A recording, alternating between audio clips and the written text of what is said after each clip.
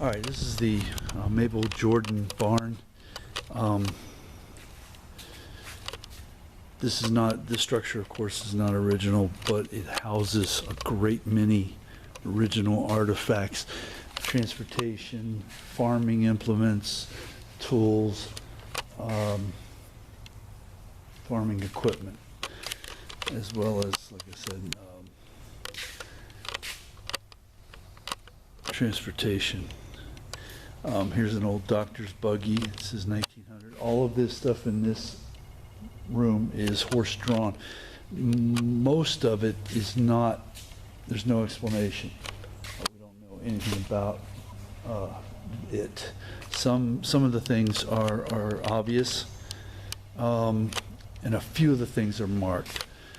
And some of the things, the other things, I have no idea what they are. Zero. I can guess a little bit, but that's about it.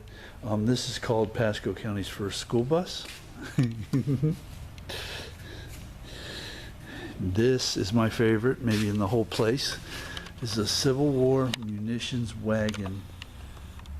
Amazing. Wood spokes, wood wheel. I guess that's metal. Yeah, that's some sort of metal rim around it. Very, very cool. Very cool.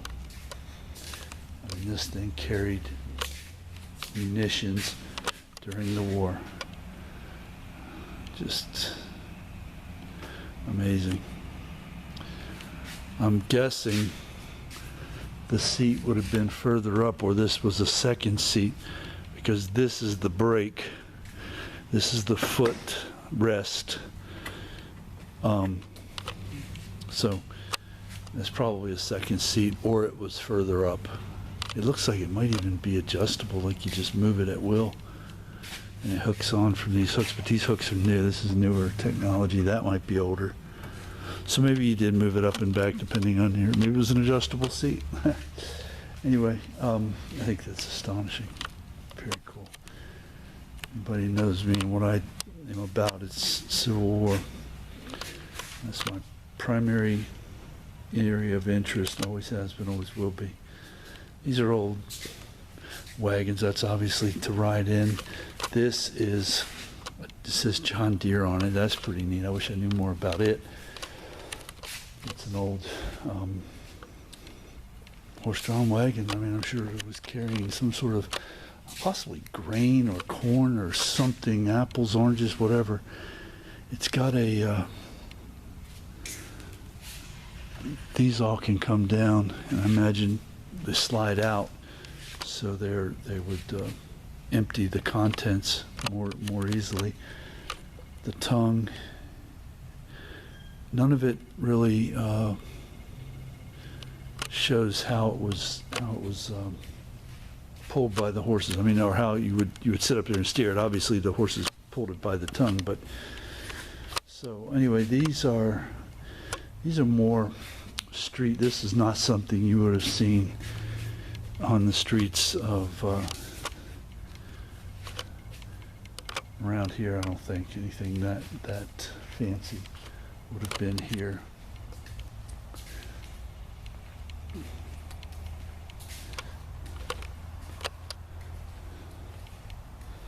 So it looks like the only thing I missed was the orange packing plant.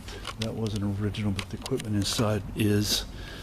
So we're going to catch that another time. I guess it's almost 5. They're going to shut this down at 5. So this is going to be the last video for the day.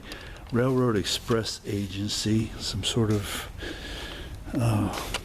cart they would have used to pull the freight from the cars. Maybe roll this up to the car, dump it on there, roll it out somewhere to someone else's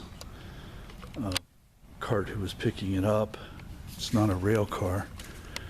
This has sleds on it, so skids, so it would have been a sled type of deal.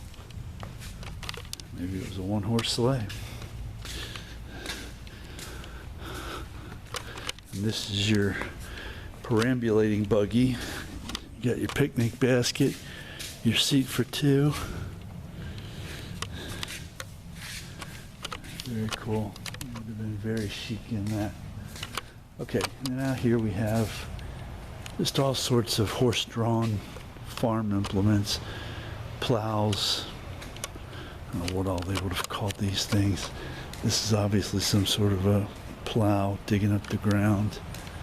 I don't see anything here for this one, but it looks like there was some things attached down here. Probably all of this probably would have been for plowing and furrowing. This is a big old plow. This was horse-drawn, and you did not sit on it. You walked behind that bad boy all day long. All day long. The horse drug it, and you kept the thing straight and managed a horse at the same time. All of which makes it very challenging.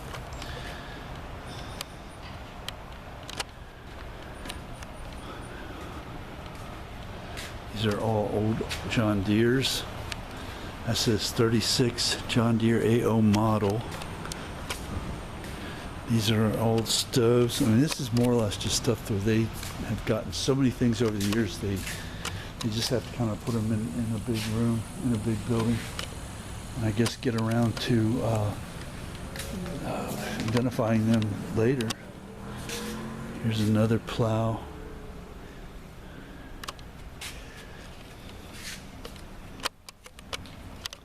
You could not have been soft and done this.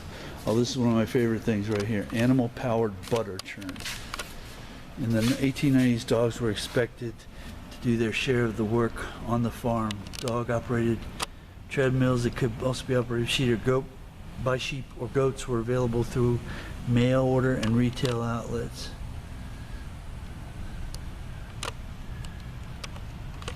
So they would have had the dog walk and do his thing while this belt connected to the churner churned it. No superfluity on the farm in those days. There was just no room for frivolities, for things that didn't do a job, didn't work, didn't do what it was supposed to do, didn't function on a level for subsistence. All these tools, of course, are farm tools. Oh, shingle cutter. I remember those when I was a kid. Wow, I remember seeing that when I was a kid. There's an old dugout canoe. I have no idea what year that is all about. That's very cool. Some old skiff.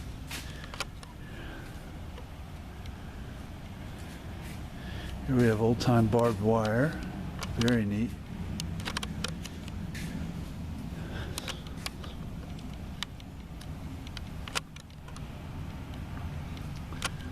A press, drill press of some sort.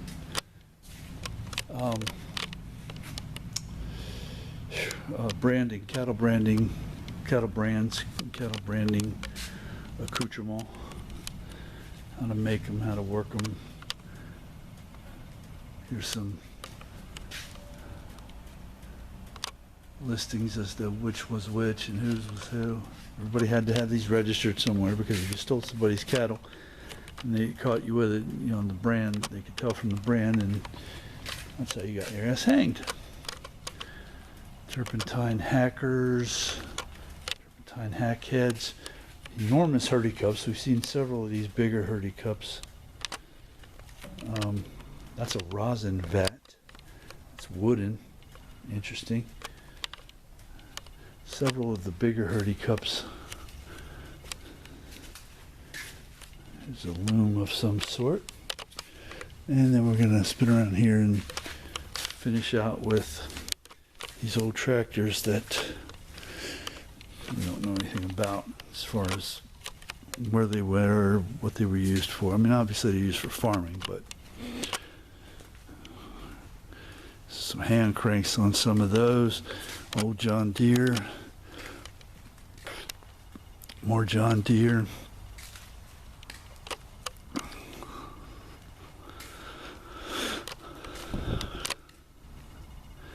Here's an old buggy. It says Sheriff's Association on it. Maybe.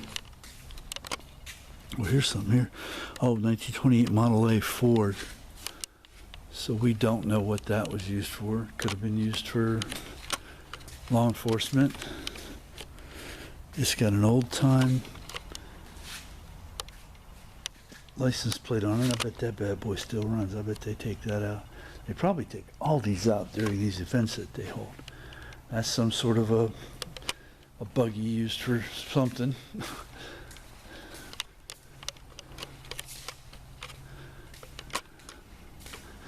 I would say there's probably 10% of this stuff in here that I have no idea what it was used for, but the rest of it is pretty obvious and pretty easy. This is one of my favorite things of this particular display. These old handmade mallets, basically sledgehammers, what you would have used to hammer in posts and that sort of thing. And this was even more interesting. You would have found a flat spot on this round piece of wood, and that's what you would have used. There wouldn't have been any fancy handles or fiberglass or any other stuff. It was straight up wood on wood with manpower behind it. These are, I call winnowing forks. They're basically for like wheat and stuff like that. Oh, here's a sign. Used before the reaper to cut and bunch standing oats, barley, wheat, and rye. Grain cradle. Okay, yeah, so it would have been used to separate the wheat from the chaff, basically. Winnowing fork.